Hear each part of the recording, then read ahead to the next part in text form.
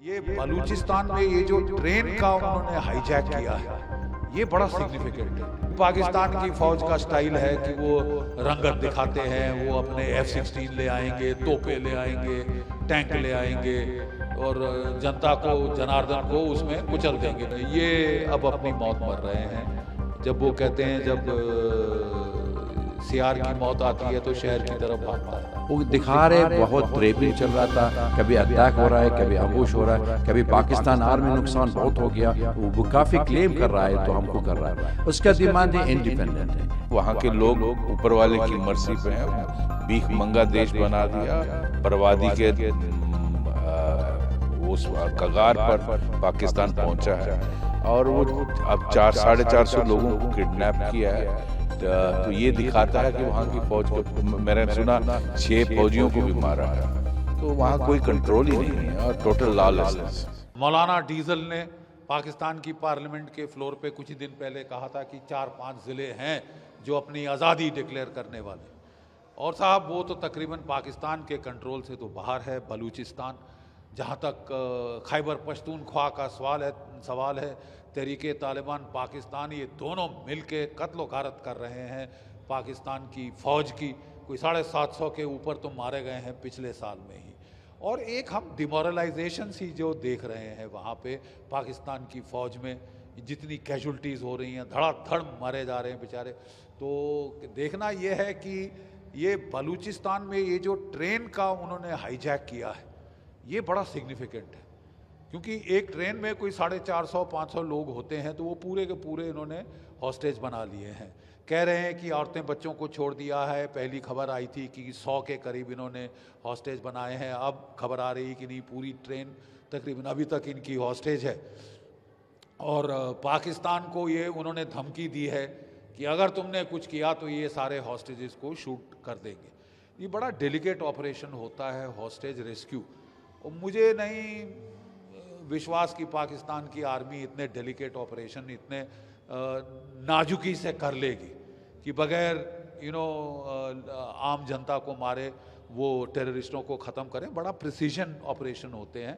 हमारी NSG कर लेती है, लेकिन पाकिस्तान की फ़ौज का स्टाइल है कि वो रंगत दिखाते हैं, वो अपने F-16 ले आएंगे, तोपे ले आएंगे, टैंक ले आएंगे और जनता को, जनार्दन को उसमें कुचल देंगे बीच के अंदर।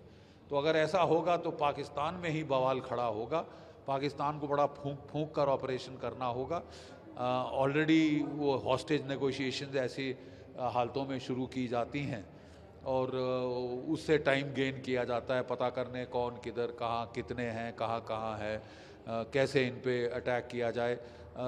रात में ऑपरेशन ज़्यादा प्रेफरेबल होते हैं, लेकिन रात में ऑपरेशन जो है उसमें कौन सिविलियन कौन टेररिस्ट ये ढूंढना बड़ा मुश्किल होगा। शायद इनको डे लाइट में करना पड़ेगा। इन्होंने ट्रेन में आग तो लगा ही दी है, तो ये काफ़ी हैम हैंडेड ऑपरेशन मुझे लगता है पाकिस्तान की फ़ौज करेगी, जिससे सिविलियन बेवजह मारे जाएंगे और ज़्यादा गफलत बढ़ेगी।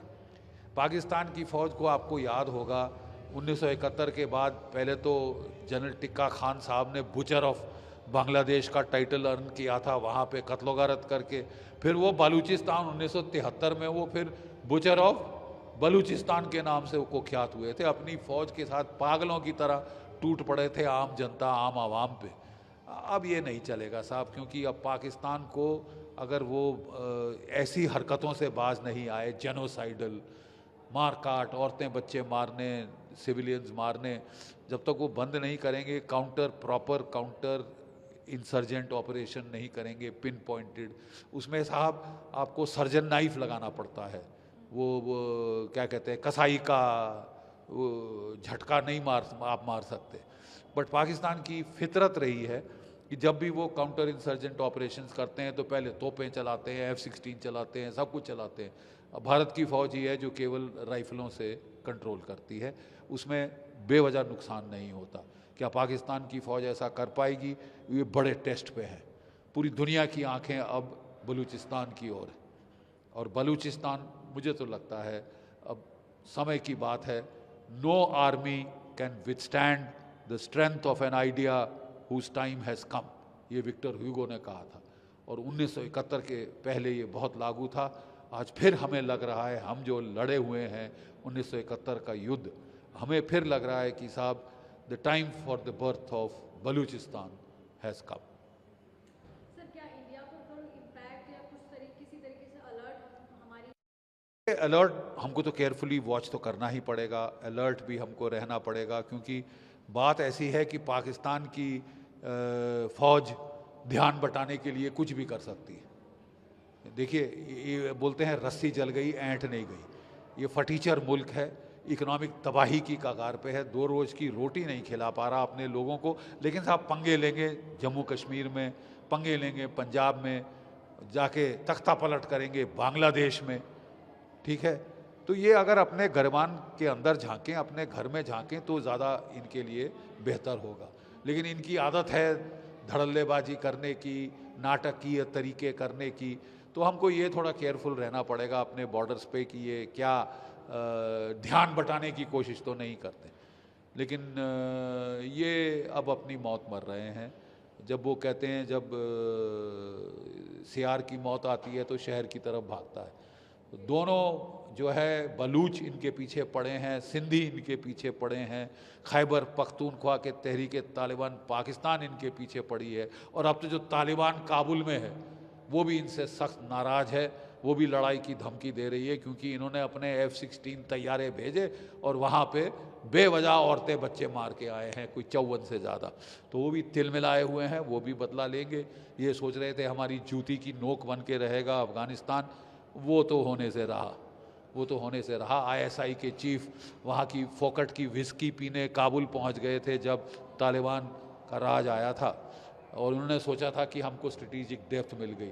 स्ट्रेटेजिक डेप्थ तो दरकिनार साहब, अब आपकी तबाही का वक्त आ रहा है। ये तो जो हमारा अखबार आ गया था, ये बलूचिस्तान जगह में, उन्होंने ख़ुद बताया था ये, और तो उन्होंने अटैक कर दिया था, अम्बुश किया था। पाकिस्तानी ट्रेन आर्मी है वो, तो उनकी कम से कम काफ़ी मतलब हाई रैंक ऑफिसर है, उनके साथी है, उन्होंने बिल्कुल कब्ज़ा कर दिया था, और काफ़ी लोग उनके पास कम से कम 800 लोग हैं, लेकिन मैं वो तो बच्चा भी है, कोई औरत भी है, उन्होंने ख़ुद रिलीज़ कर दिया था। बाकी 100 सोल्जर्स के ऊपर है उन्होंने ऑफिसर वो पाकिस्तानी आर्मी अभी रखा है। वो तो freedom Balochistan freedom army movement वाली उन्होंने क्लेम कर दिया था, ये उन्होंने प्रो इंडिपेंडेंट वाली के आर्मी है, वो उनकी मांग रही है, तो कुछ और डिमांड कर रहा है। ये तो बलूचिस्तान वो उन्होंने इंडिपेंडेंट मांग रहे, तो इसलिए अभी तक ये फ़िलहाल में वो तो जो युद्ध चल रहा वहाँ पर है, अभी पाकिस्तान आर्मी भी ख़ुद यूज़ कर रहा है, उनकी ड्रोन भी यूज़ कर रहे हैं, टैंक भी यूज़ कर रहे हैं, अटैक हो रहा है, चल रहा रहेगा,